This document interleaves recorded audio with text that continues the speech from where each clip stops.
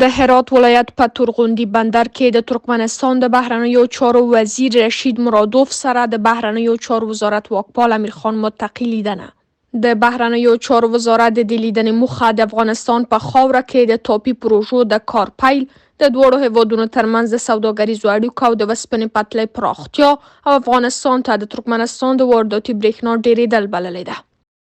په هرات کې دغه افغان ترکمنستاني لوړپوړي هیات موخه د دواړو هیوادونو ترمنځ په اقتصادي، ترانزیتي، ریل پټلۍ، برېښنا او انرژي برخو کې د ګډو پروژو د عملي جریان لیدنه او وده ورکول دي.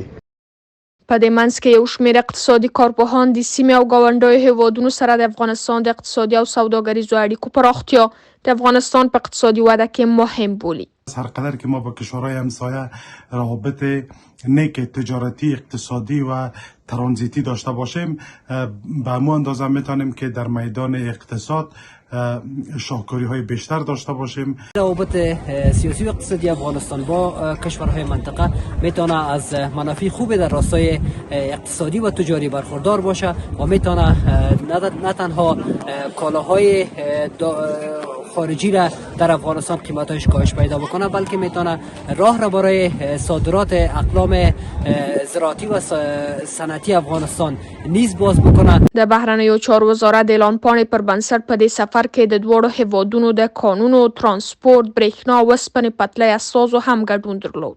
د دواړو هیوادونو چارواکو د ټاپي ګاز له لیکې هم لیدنه کړې ده.